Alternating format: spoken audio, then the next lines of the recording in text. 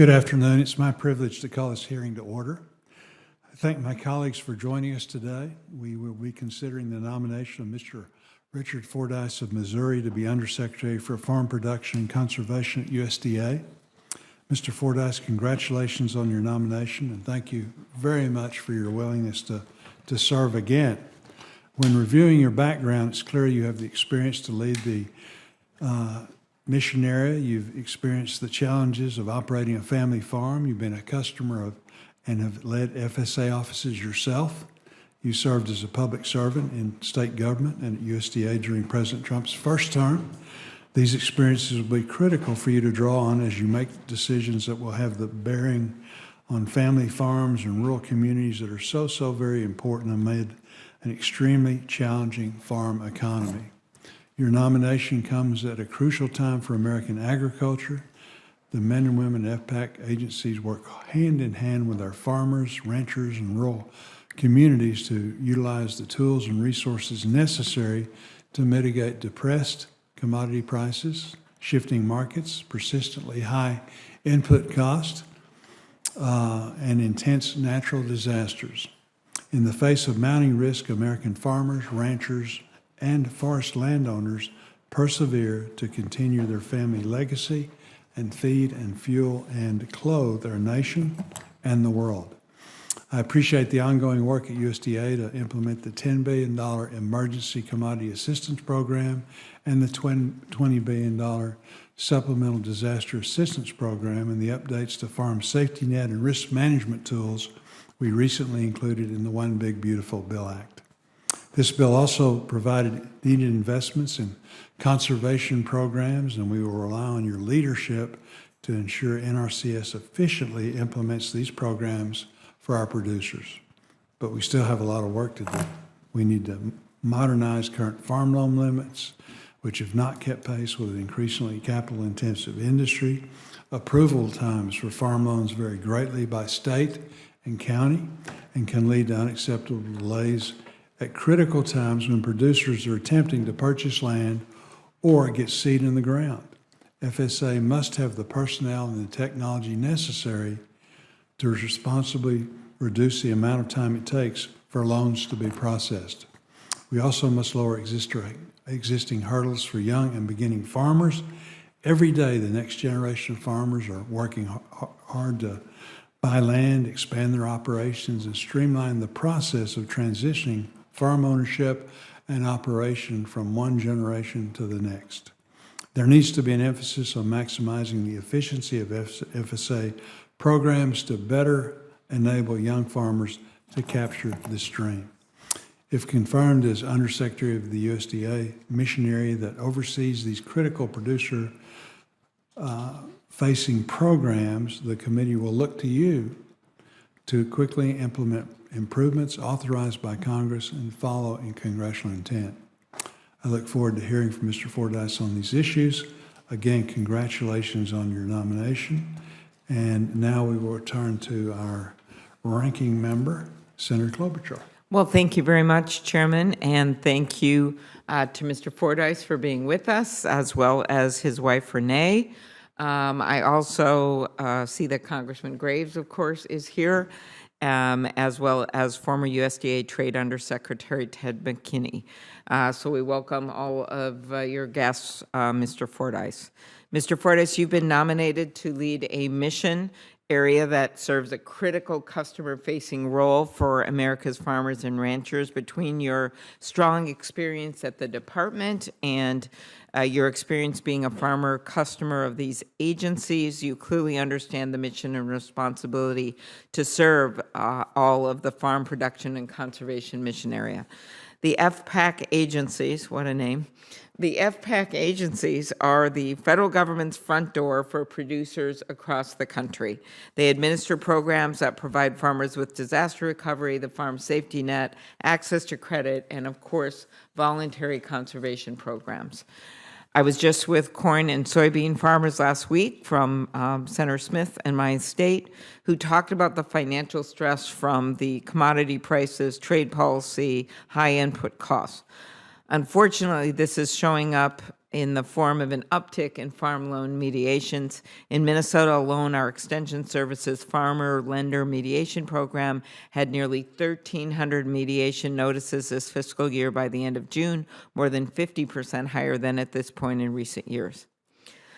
As I have made clear many times, I am concerned about some of the actions by this administration during these difficult economic conditions, and that these conditions are exacerbated by unstaffed or understaffed FSA offices, what we are seeing with grants and contracts, and then, of course, the tariffs. Nearly 2/3 of regional conservation partnership program contracts have been withdrawn without full explanation. This includes 2 projects in Minnesota totaling $34 million in assistance to the Board of Water and Soil Resources and a county conservation district for improving water quality and stabilizing soils. Mr. Fordyce, you are an experienced leader with a track record of bipartisanship and a passion for the mission of serving farmers. As we discussed when we met a few months ago, I hope you will work with me and all members of this committee to bring needed benefits for producers in this challenging time. Congress provided $31 billion in economic and disaster assistance to provide much needed assistance for losses in 23 and 24, while roughly half of this funding has made its way into the hands of farmers. Those without crop insurance or farmers with shallow losses are still waiting, and the structure of assistance is uncertain. During your first stint at USDA as the FSA administrator, as noted by the chairman, you effectively reached out to a population of farmers that had never participated in FSA programs before in administering the Coronavirus Food Assistance Program. We need you to use the same creativity here so farmers who haven't traditionally utilized USDA programs can access disaster assistance. I look forward to hearing more about your vision for FPAC and how, if confirmed, you will work with this committee in a bipartisan way to help farmers and ranchers across the country. Thank you very much, Mr. Chairman. Thank you, and we are really pleased to be joined by Representative Sam Graves from Missouri. I had the opportunity to serve with Sam for many years in the House, and he's a dear friend and somebody that's so well respected in the House, and really just has his finger into lots of different things that he's a champion of. And so you are recognized, and again, thank you for taking the time. I know you guys are really busy. Thank you, Mr. Chairman. I appreciate it. And I really appreciate the opportunity to be here today to not only introduce someone who's incredibly qualified for the position of Undersecretary of Agriculture for Farm Production and Conservation, but he's also somebody that I can call a very close friend and a fellow farmer from Northwest Missouri. Richard Fordyce, along with his wife Renee, they farmed in Harrison County, Missouri their entire lives. Raising corn and soybeans on the family farm, Richard understands intimately exactly what farmers see and feel every single day. But Richard hasn't just been content to stay on the farm. As has been pointed out, he knows that good farm policy impacts our ability to put food on the table. And that's why he's been heavily involved in the Missouri Soybean Association, University of Missouri Extension, the United Soybean Board, the Missouri Agriculture Leadership at Tomorrow program, and Missouri Farm Bureau. Richard is probably most well known, as you pointed out, from his time as a Director of Agriculture in Missouri and as the Administrator of the Farm Service Agency during the first Trump administration. As Undersecretary of Agriculture for Farm Production and Conservation, Richard will oversee some critical agencies that impact farmers and ranchers every single day. And I can't think of anyone more qualified for this position than Richard is. And it's not because of his leadership credentials or his positions in ag policy that Richard has held. It's because Richard, he will make an incredible Undersecretary of Ag because Richard is a farmer through and through, and he knows the people that he's going to serve and the challenges that they face. And he knows every single policy or rule change can make or break a farmer or their operation. And that's why I'm proud to introduce Richard Fordyce to be the next Undersecretary for Agriculture for Farm Production and Conservation. And again, I thank all of you for your time and your indulgence in letting me do the introduction. Well, again, thank you so much for being here and taking the time. I know that Mr. Fordyce appreciates it very much, as do we. Thanks, Mr. Chairman.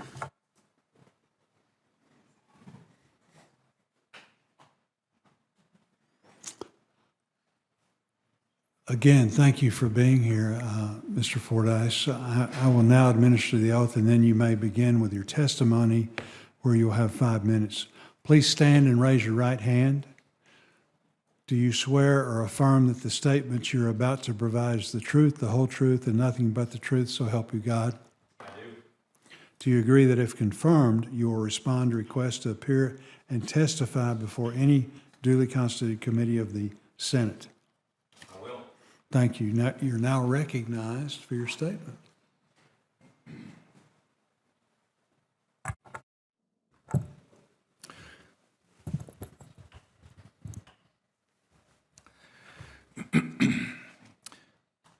Chairman Boozman, Ranking Member Klobuchar, and distinguished members of the committee, thank you for the opportunity to appear before you today as President Trump's nominee to serve as the Undersecretary for the U.S. Department of Agriculture's Farm Production and Conservation Mission Area.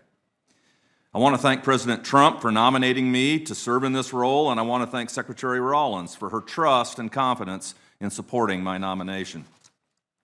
Since I was 5 years old, I knew I wanted to be a farmer. That early passion for agriculture has been the driving force throughout my life, shaping my decisions and inspiring my commitment to learning, growing, and giving back to the agricultural community. Every step of my career in agriculture has been marked by a willingness to raise my hand, take on challenges, and contribute to the strength and resilience of our farming systems. My farmer volunteer journey began on my local county farm bureau board and led to leading the young farmer programs in both Missouri and the American Farm Bureau. I've served the soybean checkoff for a total of over 25 years, both on the Missouri Soybean Merchandising Council and the United Soybean Board. My passion for soil conservation led to an appointment to the Missouri Soil and Water Districts Commission, where I ultimately served as chair. Some of this volunteer work caught the eye of Governor Jay Nixon, and he asked me to join his administration as director of the Missouri Department of Agriculture. Following the Nixon administration, I was appointed as the Missouri State Executive Director for the Farm Service Agency, serving in that role for 6 months. I was then appointed as the administrator of the United States Department of Agriculture's Farm Service Agency. This personal journey guides my vision for the Farm Production and Conservation Mission Area to deliver an effective, efficient, predictable, and transparent service to farmers across the nation. At FPAC, we have a duty to serve as a steadfast ally to those who work tirelessly to feed, fuel, and clothe the world. This means not only providing consistent support for our producers, but also modernizing the tools used for delivering these programs across the entire mission area by our amazing and dedicated staff. Disaster payments are one such critical tool, and my commitment is to align them with the goals set forth by President Trump and Congress, making them more timely, fair, and impactful. Our farmers deserve nothing less than a system that supports recovery and resilience in the face of adversity. Additionally, I believe in the incredible potential of private and public partnerships to drive innovation and success in agriculture. By fostering collaboration between government, private industry, and communities, we can unlock new opportunities and create solutions that benefit both producers and consumers alike. Together with a shared commitment to the values of integrity, transparency, and service, we can ensure that FPAC continues to be a beacon of support and progress for America's farmers and ranchers. This covers all aspects of FPAC, including programs that support conservation of our vital natural resources, programs designed to respond to disasters, and tools to help manage risk and access to credit, all of which are so vitally important to the industry of agriculture. This vision is not just about today. It's about building a sustainable, thriving future for the next generation of agricultural leaders. To the members of the committee, I appreciated the time to have met with many of you and your respective staff before today's hearing. The opportunity to learn about what is important to you and the people of your state was invaluable. My commitment would be to continue those conversations so we are as well informed on all the various issues across these great United States. I am truly humbled to be considered for this position. If confirmed, I commit to following Secretary Rawlins' leadership and using the experience gained through my years of varied agriculture leadership to support the Farm Service Agency, the Natural Resource Conservation Service, and the Risk Management Agency, all of which make up the FPAC mission area. I've always raised my hand, dedicating my life to the service of improving our industry. I look forward to working with this committee in the future and thank each and every one of you for the opportunity to appear before you today. I look forward to answering any questions you may have. Thank you. Before I ask my questions, I'd like to add letters of support from various farm groups for Mr. Fordyce's nomination in the record. Without objection, so ordered.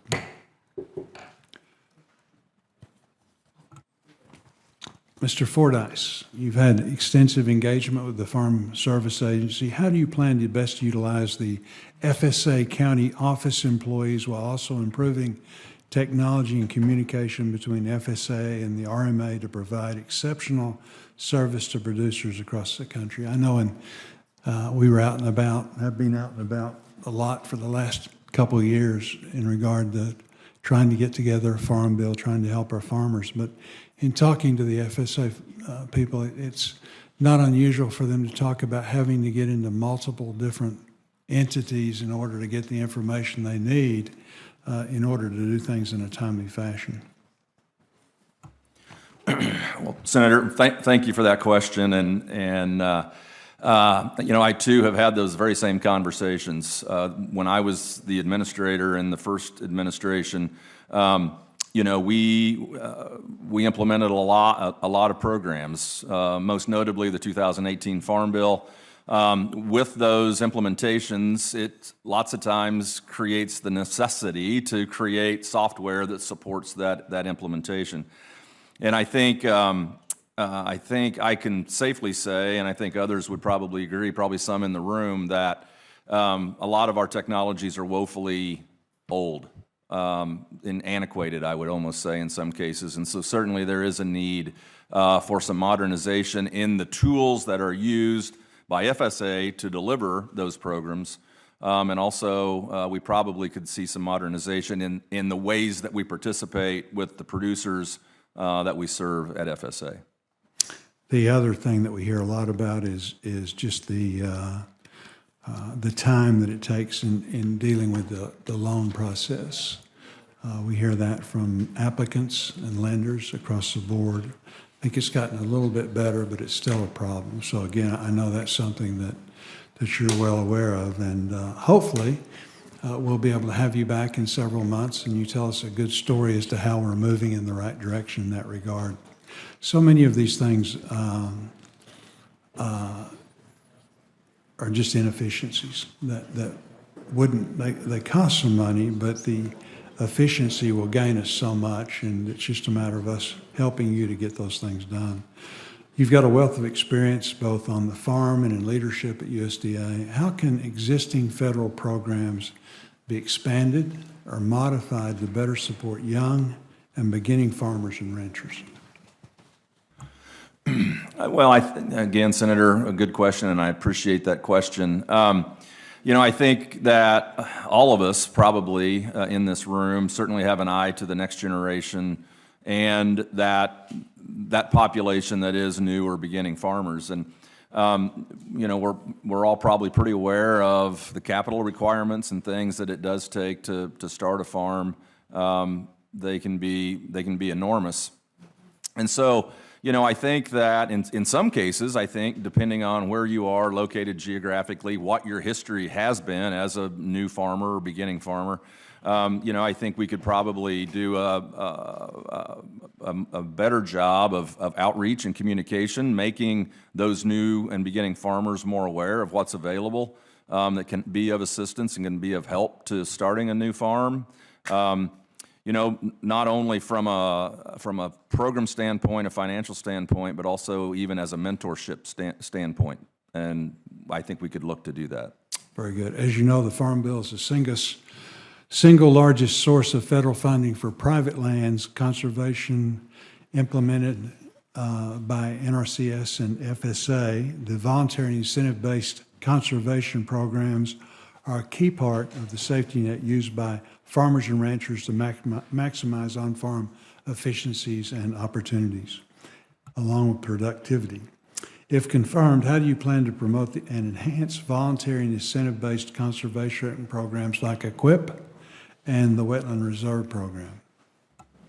Yes, and thanks again for that question, Senator. I think a lot of it is, again, it's talking about that outreach, but I think it's that peer-to-peer outreach. We've got a lot of producers across this country that have good experiences with EQUIP or the Wetland Reserve Program, and they sometimes can be our best advocates and, look to find ways to include more folks to be able to share that story. Very good. Senator Klobuchar. Thank you very much, Senator Boozman. I'm going to have to leave after my questions to see one of our colleagues' first floor speeches, but thank you again, Mr. Fordyce. FPAC is the most customer-facing mission area, as I noted in my opening, and I ask that you be responsive to both Republican and Democratic sides of this committee. I have every reason to believe you will be, based on your past work. Will you commit to providing answers to oversight questions throughout the implementation of the bill that was just passed, the budget bill, and other areas? Yes, Ranking Member. Thank you for that question. And yes, the answer is absolutely yes. I think when I was here in the first Trump administration as administrator, I came to the Hill and visited with folks on both sides of the aisle, answered questions, solicited input, and would certainly commit to doing that this time if confirmed. You also have a good recommendation from Senator Blunt, which means a lot to many of us. So CRP is a critical tool for improving wildlife habitat, water quality, soil health. Leader Thune and I have long partnered to improve CRP. Will you commit to working with me and others on improvements to CRP, including improvements to the USDA, the USDA currently has the authority to make? Yes, absolutely. And I would say that, CRP now is, 30 years?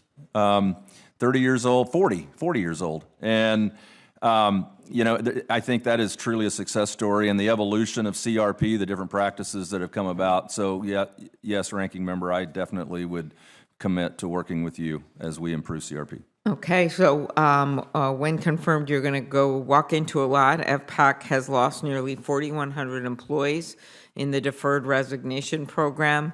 FSA alone has lost over 1,000 employees, and there are offices who have understaffed or unstaffed.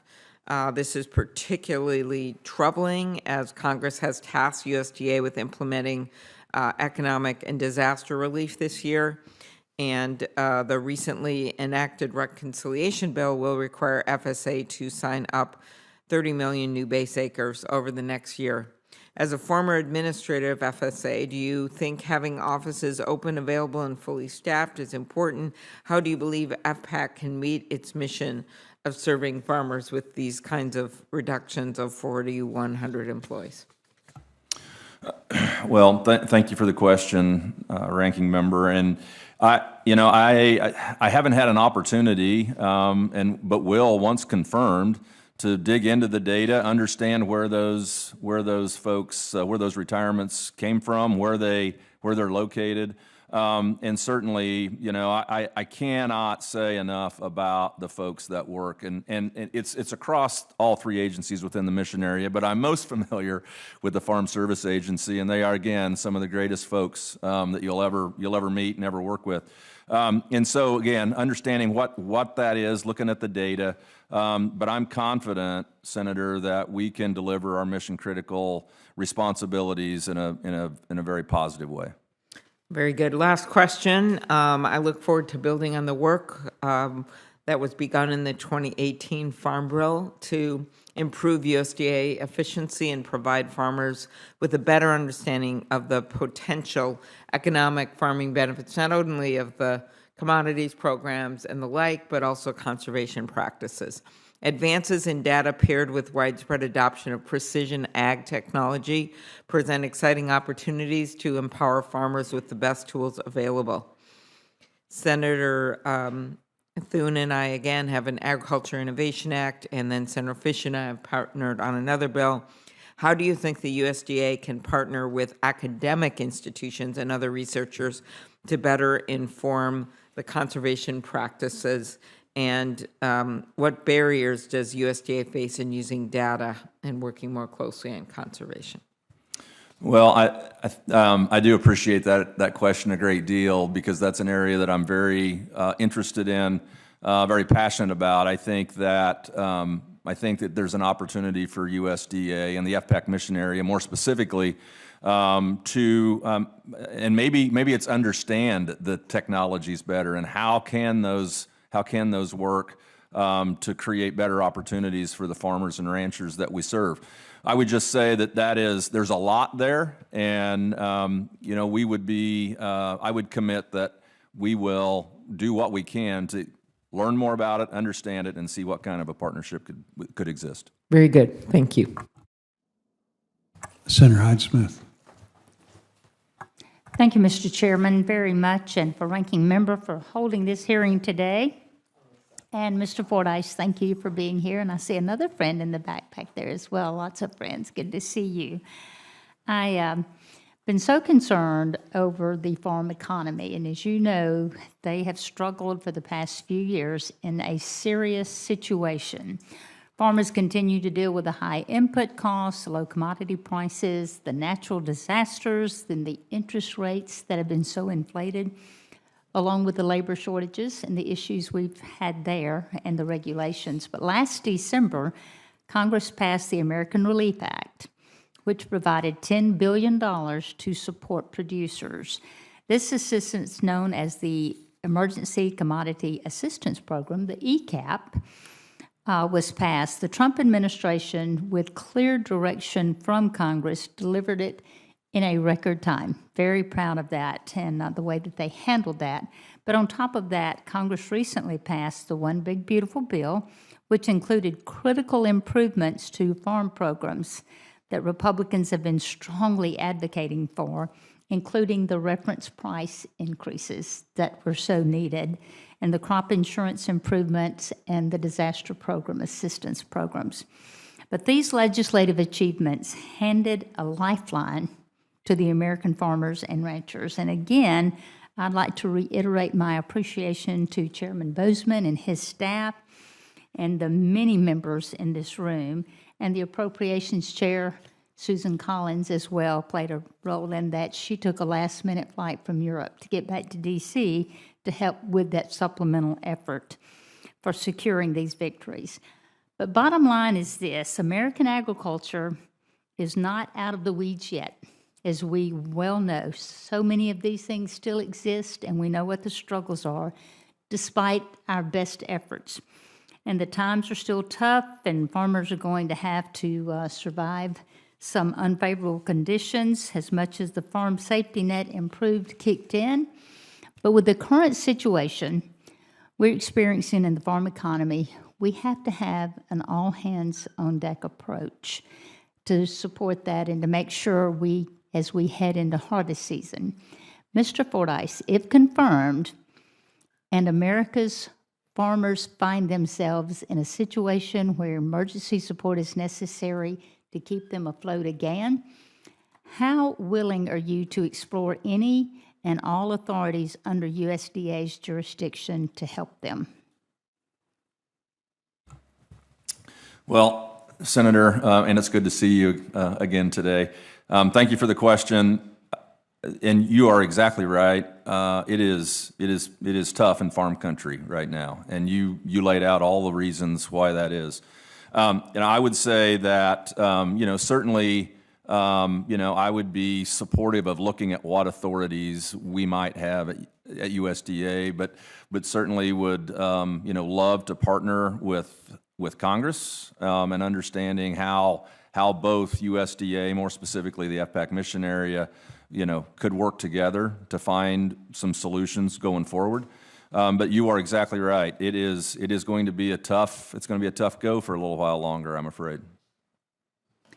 And are you confident that there are existing authorities now that can be used if this situation gets increasingly dire? For instance, I understand per an old USDA fact sheet that the department provided timely targeted assistance to farmers through its longstanding Section 32 authority 18 times between 1999 and 2009.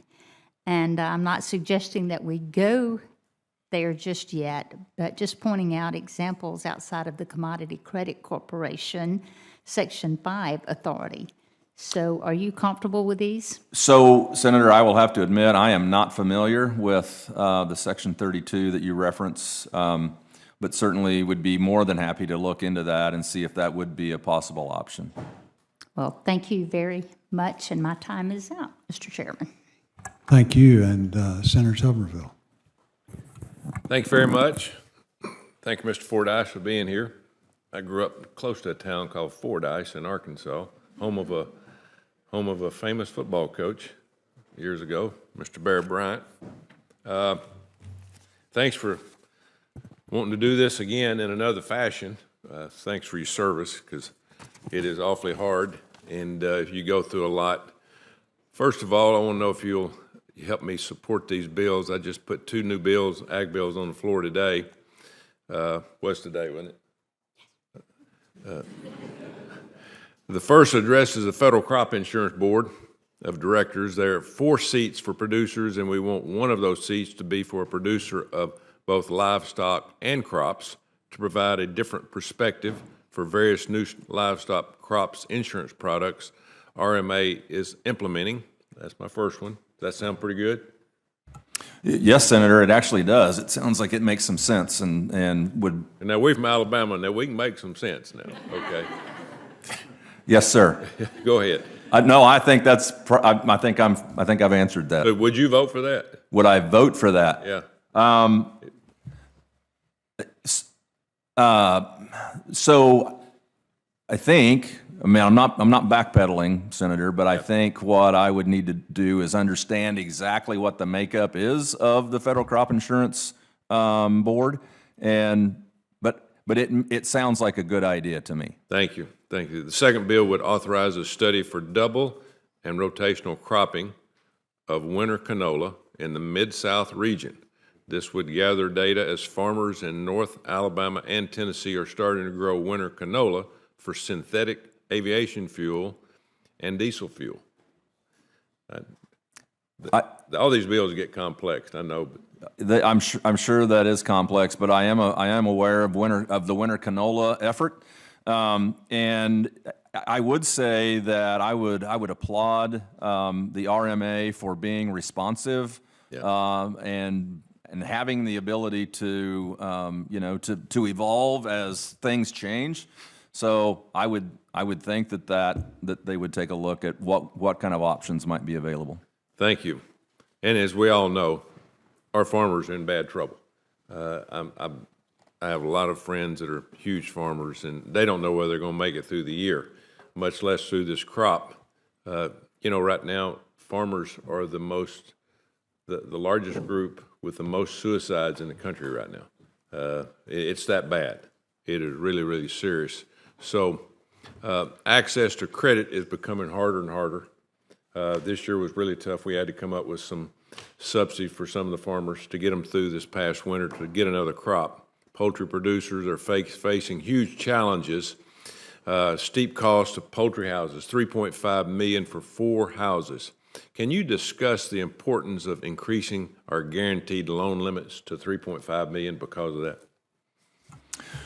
Yeah, well, I was serving as the administrator of the Farm Service Agency the last time the loan limits were raised, and I think it was welcomed certainly by the agency, and it was welcomed by the producers that the farm loan program serve. And if that were the intent of Congress to raise those loan limits, I think that would be appropriate given the cost of things and the entry level costs of things. It's going sky high. It's not getting any cheaper. One quick question: feral swine. We got huge problems in our state, and I know other states. And in the big beautiful bill, we had $105 million for the feral swine eradication program. What's your stance on the eradication program? You think we're making progress? That would be tough for me to say. We do have those in Missouri as well. Y'all don't have hogs? We have feral do? swine. Yeah, we have wild hogs in Missouri. And so, go ahead, sir. No, go ahead. I'm listening. In Missouri, they've stopped the ability for folks to hunt them because the idea was that if they're hunting them, then there has to continue to be a supply of them, and somehow they just keep showing up. So I don't know. I guess it would maybe is one way of looking at it. Well, just let them know that us in Alabama will send you some if you need them, because we got way over abundance of them. We're going to send them to Senator Grassley in Iowa. He loves hogs. He loves hogs. Thank you, Mr. Chairman. Thank you, Mr. Fordyce. Thank you. Thank you. Thank you. Senator Fetterman, you're recognized. Yes, sir.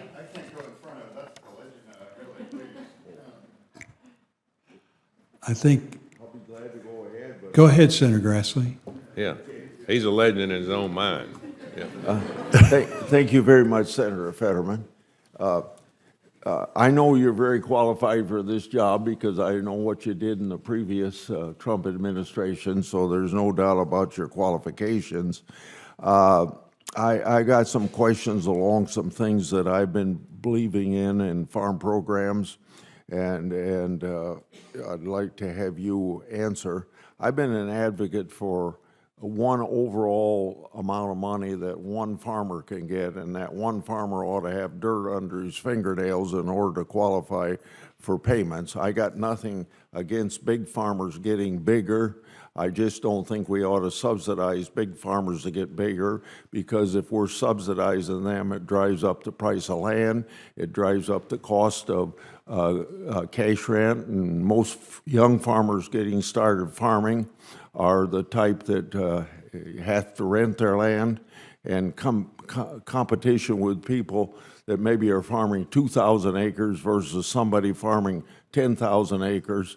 There ought to be not a limit on the size of the farm, but there ought to be some limit on how much the federal government's going to help, because the principle of a safety net is that we have a safety net for the last 70 or 80 years because there's certain size farmers, small and medium-sized farmers, that don't have any control over Nixon freezing beef prices in 70, or Carter putting a grain embargo on in 79, or even the uncertainty that comes with the way that Trump is doing business. So I say we ought to be helping those that are hurt by things beyond their control. So that's why I advocate a limit on farm payments. Do you think that there should be any limit on how big a payment would go to any one farm operation? Well, Senator, thank you for that question, and I appreciate that. I don't know that I have thought about that necessarily, but I would say that whatever Congress says is under that definition of actively engaged, what the payment limitations are. Certainly, we will follow the letter of the law and enforce that as the agencies are doing today. I wasn't going to bring up actively engaged, but I don't think I have so much a question on it, but it'd be a matter of informing you how I see it within the Department of Agriculture. Sometimes Congress has expended the term actively engaged, so people don't have to actually be involved in the management of the farm operation to get some help from the farm program. But some of it has been done through either guidance or regulation within the Department of Agriculture, and I've seen it expanded even under Democratic secretaries of agriculture, but for sure Republicans have done it. And I think if you're involved in any of those regulations, you ought to review what they are and see if they haven't gone too far. Because when third cousins can start getting some benefit from a family farm operation, it's not right. So I'd just like to have you take a look at it.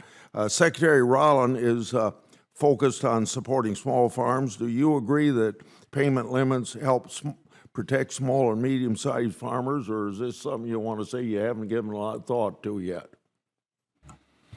So, Senator, could you repeat the question? Yeah, Senator Rollins is focused on supporting small farmers. Now, I get this from my conversations with her. I got it from her confirmation conversations we've had. Do you agree that payment limits help protect small and medium-sized farms?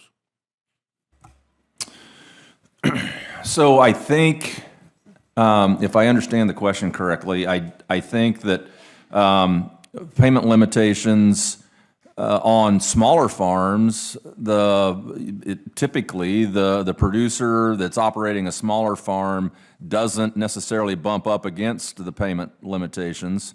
Farmers that are farming larger farms, more acres, a lot of times do bump up against those payment limitations.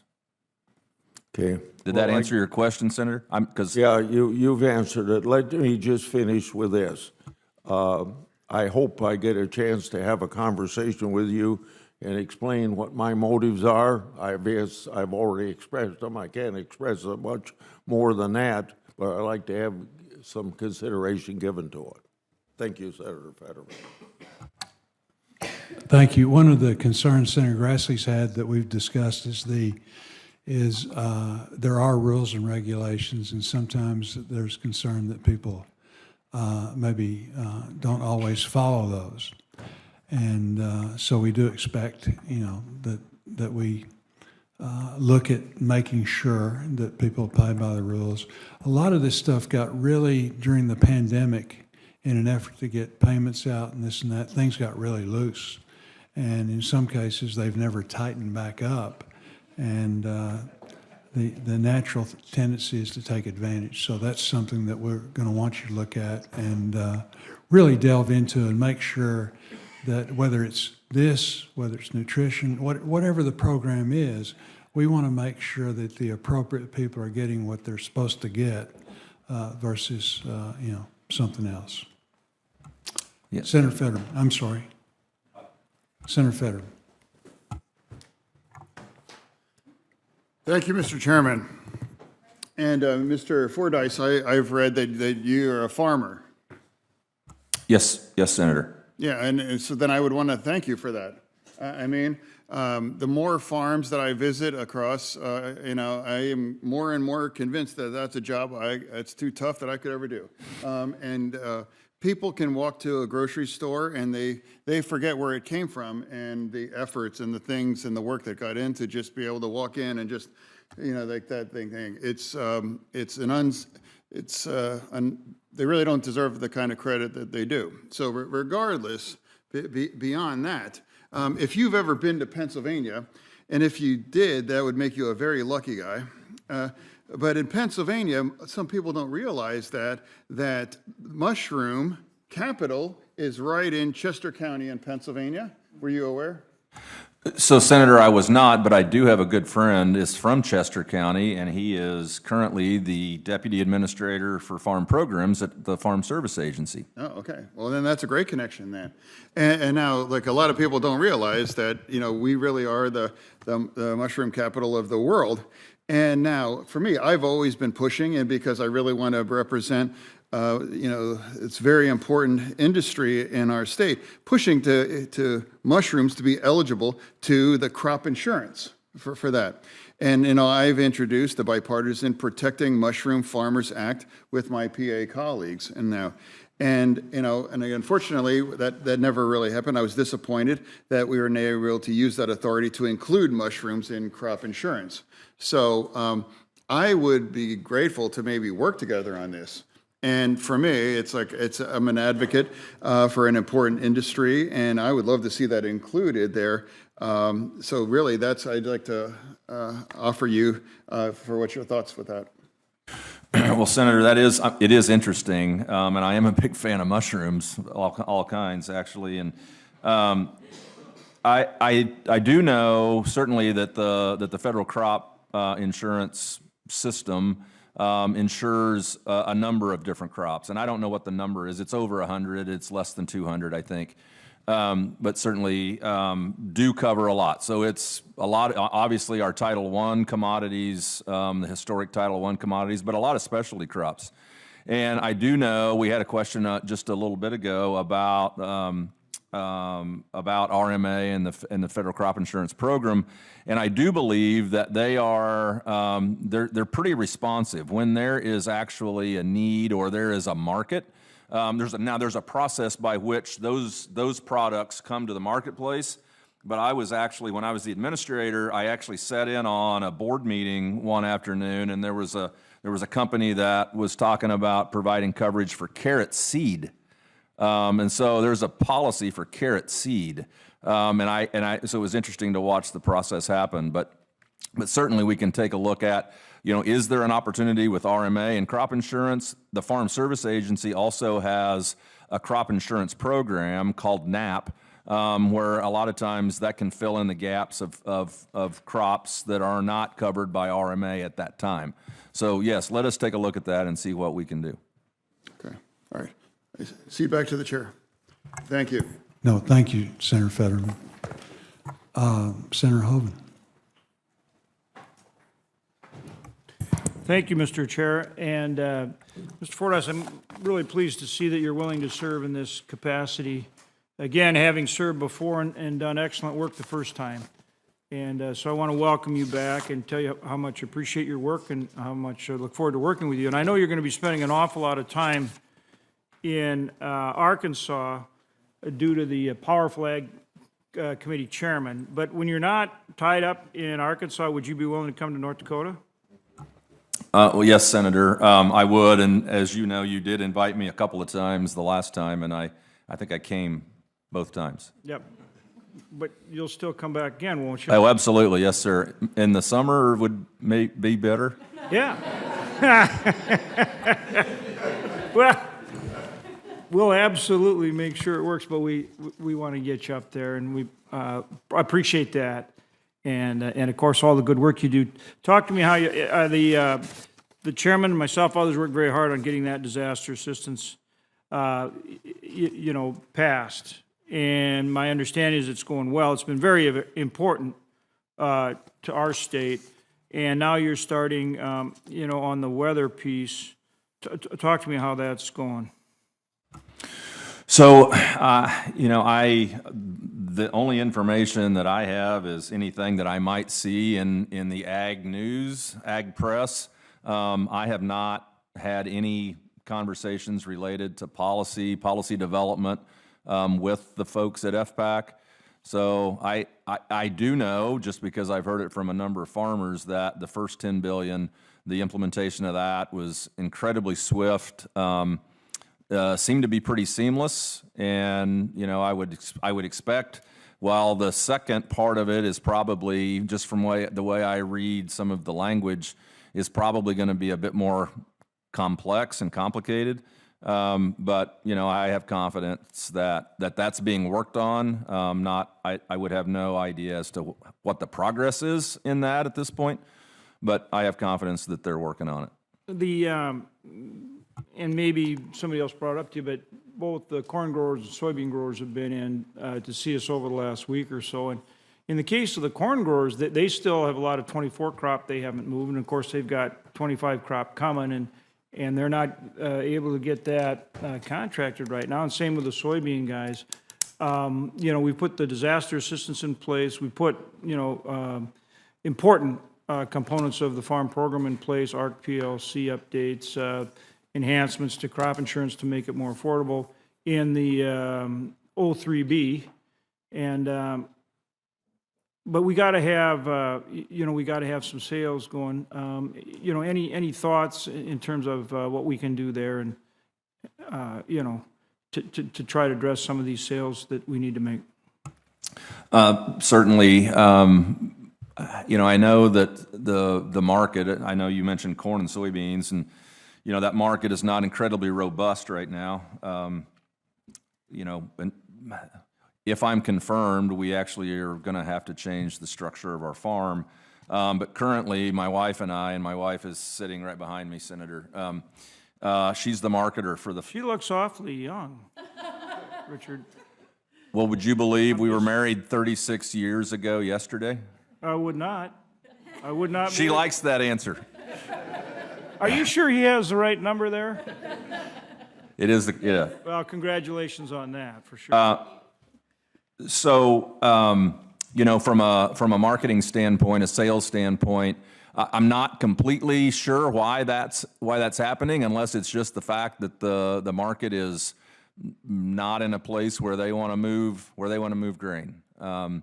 But I think, you know, we have in the first administration, when I was the administrator, we had a very open dialogue with a lot of organizations, both commodity groups, farm groups, conservation groups, and I would commit, if confirmed, I would commit to visiting with those organizations and understanding a bit more about what that problem is. Yeah.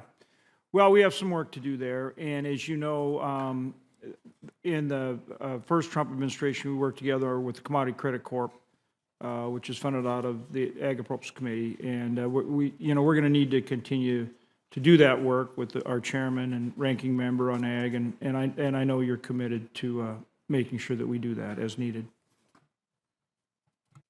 I'm looking for a yup or a no. Yeah, yes, Senator. Yes, for sure. Okay. Again, thanks. Look forward to working with you and appreciate your service. Thank you. Thank you, Mr. Chair. Thank you, Senator Schiff. Thank you, Mr. Chairman. Mr. Fordyce, thank you for being here. I appreciate your work. During the first Trump administration, you oversaw the implementation of the Market Facilitation Program, as well as the Wildfire and Hurricane Indemnity Program. Both of those programs were implemented in such a way that, as I talked to farmers throughout California, they found that they had a lot of difficulty in accessing them because of the different nature of the specialty crops they grow than farmers in other parts of the country. Will you commit to working with me to ensure that any future rollout of USDA financial assistance is more fairly distributed? That is, that specialty crop farmers are equally able to access it as other farmers? Yes, Senator, and thank you for that question. And you know, I do appreciate very much the agriculture nature of the state of California. It is the most agriculture diverse state in the country. And I appreciate that and understand that fairly well. I wouldn't want to completely tell you that I know how all of those crops are grown, but do appreciate that. You know, and I think you make a good point on the programs that you mentioned, and part of that was due to the fact that the agencies had not worked with those commodities, those crops, and those growers really before. And so, you know, I felt like we were fairly innovative in trying to get the word out and the message out, and certainly through our outreach programs and communications programs, attempted to do that more on a personal level. But then we discovered that it would work much better if we were having those conversations with the organizations that represent those growers. And so United Fresh and others were organizations that we partnered with, which we had never partnered with before, to get that information out. And it was a little bit, it was probably a little bit of a slow start at the beginning of the program, but I think it became quite robust by the end of both of the programs that you mentioned. But absolutely, I would commit to working with you if there's another program similar to that to make sure we're talking to the right folks and getting the right message out there. Great. I appreciate that, and we're happy to help facilitate those meetings with those associations. I also want to raise a concern about USDA's ongoing rollout of disaster funding as authorized by the American Relief Act of 2025. First, I'm concerned that the rules USDA has created in establishing block grants for states which face disaster in the past few years make it pretty much impossible for California to receive aid. Second, I hope that in the second round of the Supplemental Disaster Relief Program that it's developed in such a way that specialty crop and diversified farmers may more easily access relief. I recently sent a letter to the administration on this issue, and I know you're not currently a USDA, but are you committed to working together on this matter and others so that we can make sure that California and specialty crop producers more generally receive their fair degree of USDA support? And just to give an illustration, some of the disaster relief is focused on hurricanes and only hurricanes. We've had hurricanes that turned into tropical storms when they went inland that did a lot of damage. And of course, we've been ravaged by atmospheric rivers, and the flooding that they result in, and fires. And so to exclude certain disasters and only include others that, frankly, are visited on other states seems very inequitable for the West. So I want to make sure you're committed to working on that issue as well, to make sure that these decisions are made in a nonpartisan and non-geographic way that is accessible for all farmers throughout the country. Yes, Senator, absolutely would commit to that. And I can't speak much to the progress of those disaster programs or the cause of loss for the declarations, but yes, would commit to certainly working with you moving forward. One other issue, if I could. Over a third of the country's vegetables and 3/4 of the country's fruits and nuts are grown in California, but just 9% of farms growing specialty crops are insured. Given your past experience at USDA, can you speak to the challenges that specialty crop producers face in accessing crop insurance and what you think you can do as Undersecretary to address it? Yeah, that's a great question. And, you know, I know that the Risk Management Agency or the NAP program through the Farm Service Agency insures, and we talked about this just a little bit ago, and I'm not sure how many crops that is, but it's a lot. And, you know, I think if there's not a safety net risk management product available to a specific crop grown in California, there is a process at RMA by which we can start the process to look at the opportunities to potentially have a product that is available to them. But I would commit that we'll be taking a look at that. I appreciate it. And I think some of the challenge, Chairman, is that these specialty crops and trees that are a long-term investment are really different, and some of the historic practices that go into some of these grant applications are more suitable and easier to access if you're a commodity crop grower. So it may also require some modifications to make sure that all farmers can participate. But thank you, Mr. Chairman. Senator Marshall. Thank you, Mr. Chairman. Welcome, Mr. Fordyce. We're glad to have you here. My first question will have to do with AGI limits and off-farm income. Personally, I was real impressed, and my farmers back home, how swiftly USDA administered the Emergency Commodity Assistance Program, the Supplemental Disaster Relief Programs as well, to the tune of over $600 million to Kansas farmers alone. But what I'm hearing back from now is concerns about these AGI limits and their off-farm income. More and more of our farmers, because of these tough economic record drop in net farm income last year, are working a full-time job off the farm. Their spouse is working a full-time off the farm with negative income. So they're not hitting the 75% income requirement, but that is the farming is their primary occupation. Any thoughts how you can work with our office to fix this problem?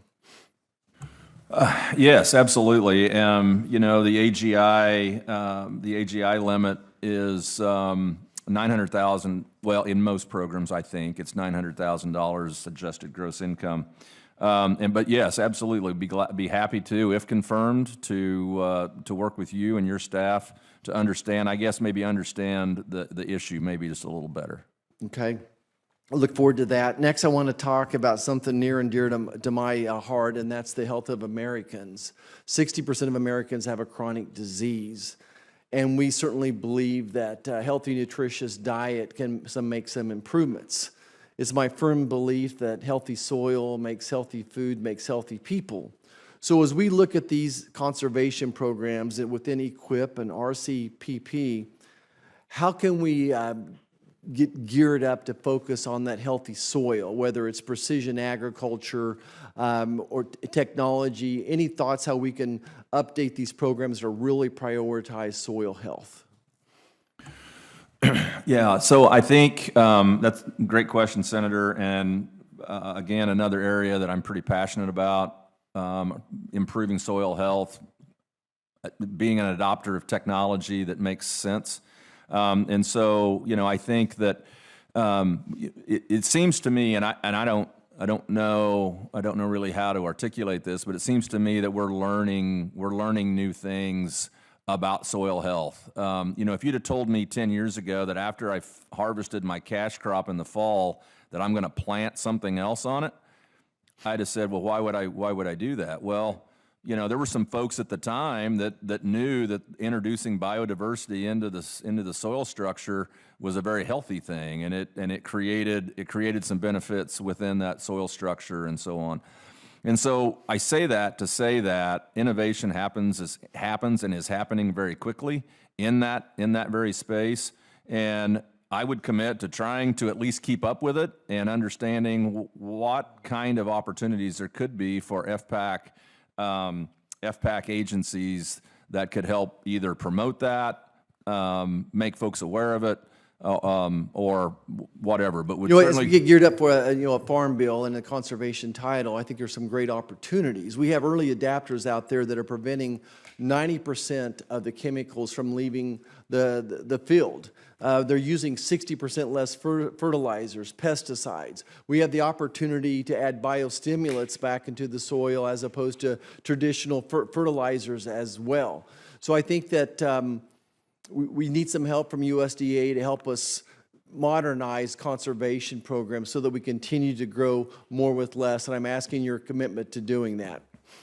Yes, Senator, I would commit to doing that. You know, you mentioned some, but I would, biological nitrogens that, that are put into the soil and throughout the growing season, that biological nitrogen is feeding that corn plant or whatever grass, it might be. And certainly there's a lot that's been learned. There's a lot more that can be learned.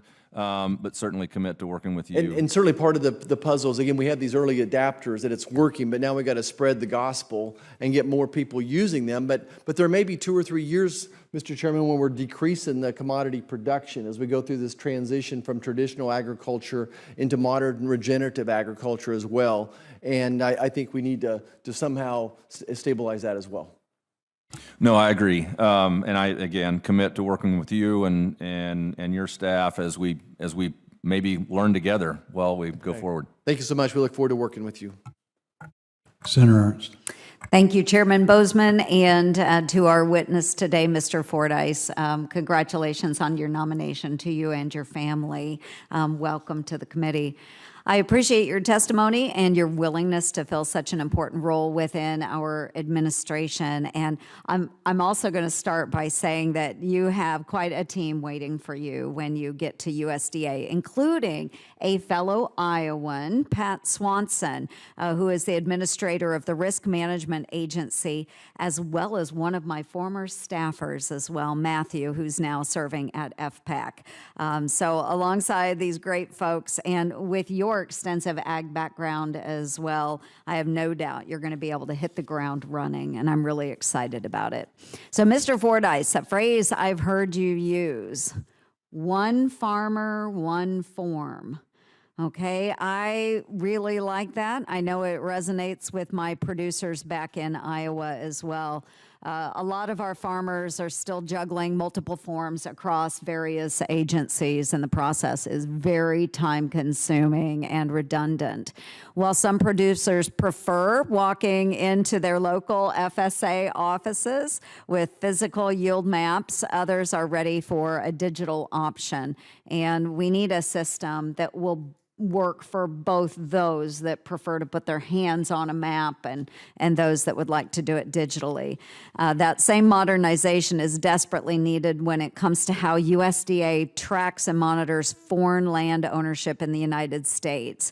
The Agriculture Foreign Investment Disclosure Act, AFIDA, was signed into law in 1978 and has been barely touched since then. And even today, foreign land purchases are reported on paper, and staff must manually re-enter each submission, a process that's inefficient and prone to errors, and I have seen this firsthand. Last year, USDA's reaction to my oversight letter with Senator Fetterman was to add a disclaimer on their website saying typographical errors may occur because of the manual nature of data entry. And I am saying, Mr. Fordyce, that this is absolutely unacceptable. And I'm glad that the Trump administration agrees with me. The recent commitments from Secretary Rollins to modernize the AFIDA reporting process is welcome news. It's a much needed step to protect American farmland from our foreign adversaries. In the upcoming Farm Bill, I'm hopeful we build on that momentum with my Farmland Act to make clear our food supply is not for sale, at least not to our adversaries. So, Mr. Fordyce, if confirmed, will you commit to making USDA's digital modernization, both for farmers and programs like AFIDA, a top priority? Yes, Senator. Appreciate your comments and certainly your questions. But first of all, let me say that Pat Swanson she's fantastic. She's the best. Yeah, she is great. I've known her a number of years. You know, the one farmer, one form was just, I guess, me thinking about like what could be something that was short and maybe got to the point. And I would say that we started to work on that a little bit in the first Trump administration, didn't quite get it to the finish line from a modernizing acreage reporting standpoint. And we've talked quite a bit during the hearing about technology and precision agriculture and those type things. And, you know, we don't know the number of farmers that employ precision agriculture on their farms, but depending on where you are located in the country, you know, that percentage number can be pretty high. And those farmers right now are sharing that data with their seed supplier, their fertilizer company, their crop insurance company, if that crop insurance company has the ability to accept it. Mm-hmm. And I think it makes a lot of sense to be able to get the three agencies and two maybe more than NRCS, but to get them in a position to be able to accept that data. And, you know, my hope would be is that as a farmer is planting his or her crop, that they are actually populating an acreage report as they're progressing through planting season. I mean, that would be fantastic, and that certainly will be priority one from a technology modernization standpoint, and AFIDA as well. I was director of the Missouri Department of Agriculture. I was responsible for that reporting at the state level, and then as the FSA administrator. And there is certainly probably some better technologies to be able to capture that information. Absolutely. Well, thank you, Mr. Fordyce. And I do have some questions I'll submit for the record regarding 45Z as well. So thank you very much. I appreciate it. Thank you, Chair. Thank you. Senator Justice. Oh, thank you, Mr. Chairman, and all those in the room, and especially you, Mr. Fordyce, and everything. And my comments are going to be just generalized. I mean, I could get in the weeds on a lot of stuff with you and everything, but it is refreshing to think that we've got a superstar from Missouri, that's done all kinds of stuff. He's a farmer. You know, that it is so refreshing to have you. And with that being said, you know, you may not know this, and I don't say this terribly braggadociously, but a little bit. You know, my family's been in the farming business for 7,000 years. And with all that being said, we're 8 times national corn growing champions. So I could get in the weeds right with you. But I absolutely want you to know that I support you through and through. I know a lot about you.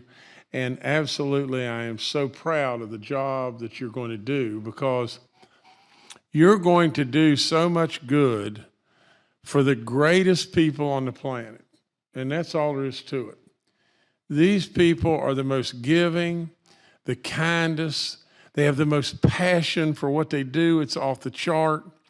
Innovative. Are you kidding me? They're a production engine like you can't fathom.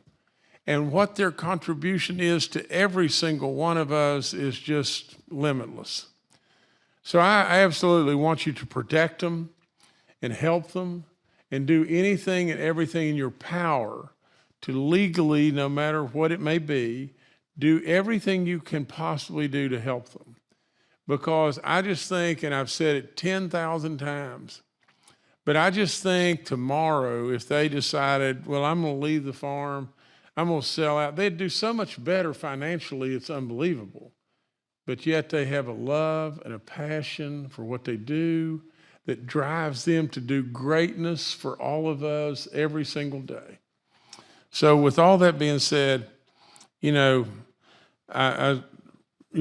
Senator Marshall just spoke about innovation, and I just thought to myself, my goodness, are you kidding me?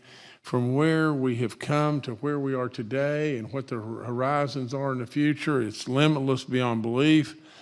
You know, Senator Ernst just said, you know, one farmer, one farm. Well, I don't know why we can't almost in America get to one American, one farm. I mean, we don't need to keep making it so difficult for all of us all the time. But all I can do is just ask you to just do what I know you'll do, and that is you'll stand up for the greatest people on the planet in my book. And so that's all I've got. Thank you so much, Mr. Chairman. I think that was very well said. Thank you, Senator Justice. Senator Bennett's on his way. Senator Bennett's on his way, so let's see what we get in here.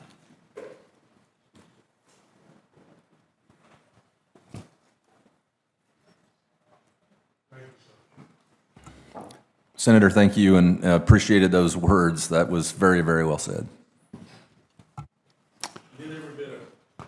Thank you. Senator Bennett's on the way, so we'll wait just a minute or so for him to get here. Thank you. Appreciate you.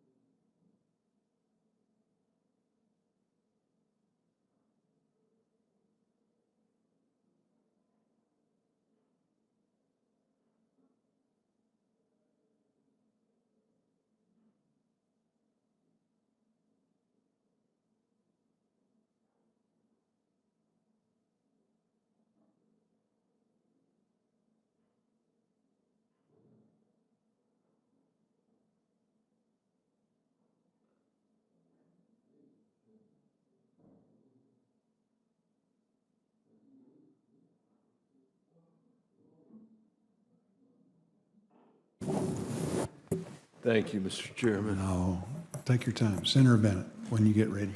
Thank you. I really appreciate it. We were at the Intelligence Committee. Actually, we weren't. I was, but I appreciate it. Nice to see you, Mr. Fordyce. Thank you for being here. I wanted to ask you first about staffing and red tape.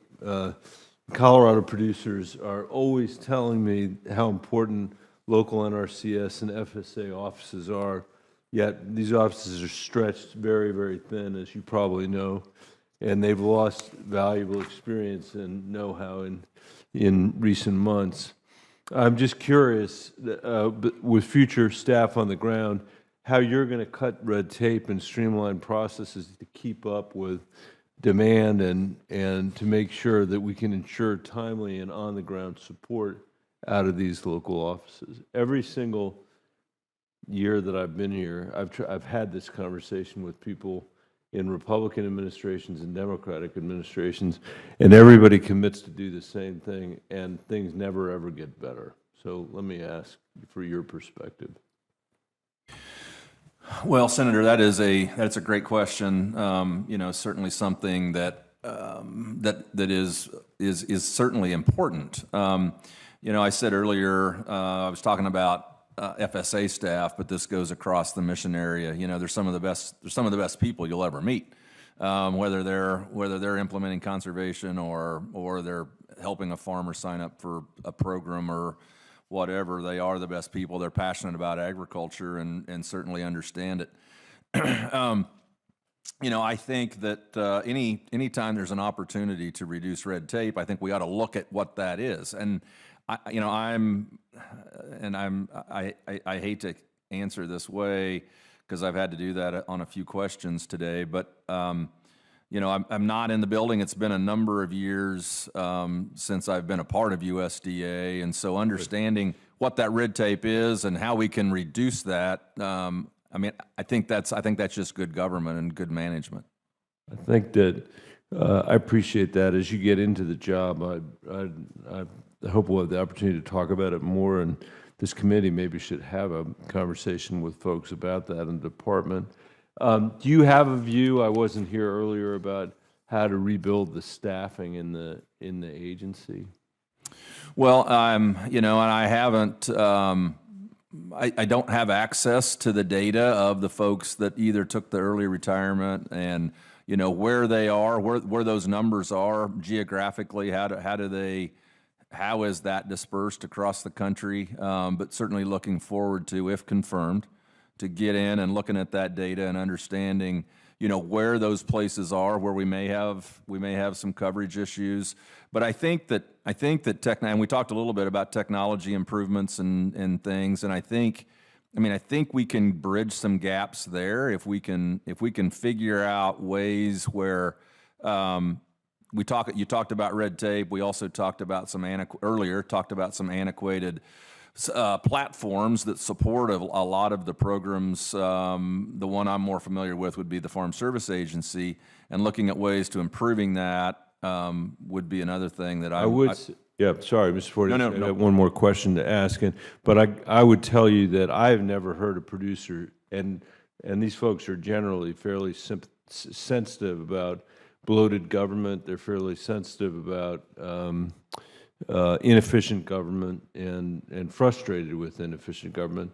I've never heard one of them say there are too many people in these offices. What I've heard them say is that they're not getting the people that they need, and in Colorado at least, we're not paying the salaries we need to be able to attract people to these offices. So I think we have massive challenges before these layoffs, and those challenges have only grown. We'll just stay in touch, and we'll have to continue to work on this together. Let me ask you one other question. In Colorado, farmers and ranchers manage over 30 million acres of land. A lot of that land is in areas that are facing threats of drought and wildfire. Programs like EQIP and CRP aren't just conservation. They're not just about conservation. In Colorado, they're about helping producers literally stay afloat. These tools give farmers a way to manage risks in a changing environment and climate while keeping their operations running and providing financial stability. How can we strengthen these conservation tools, make them more responsive to our producers to ensure that they remain a reliable part of the farm safety net? Yeah, I think when we talked a little bit about CRP earlier in the hearing, and I think that CRP has evolved over the years, and it's I think there are over 40 different CRP practices that are available that accomplish different goals depending on what that landowner wants to accomplish. But certainly would look forward to visiting with you, if confirmed, your staff, to understand more about issues that may be specific to Colorado, but would commit to continuing the conversation. I appreciate that. Thank you, Mr. Chairman. I appreciate your indulgence, and thank you for having this hearing. You're always worth the wait. Thank you for your being so active on the committee. Before adjourning, I ask for unanimous consent to include in the hearing a statement by Senator Schmidt of Missouri supporting the nomination of Mr. Fordyce to the position of Undersecretary without objection. So ordered. Thank you again for being here and appearing before the committee. And to our committee members, we appreciate their participation. And as always, the hard work of our staffs getting these things together. The record will remain open for 2 business days. Today's hearing is now adjourned.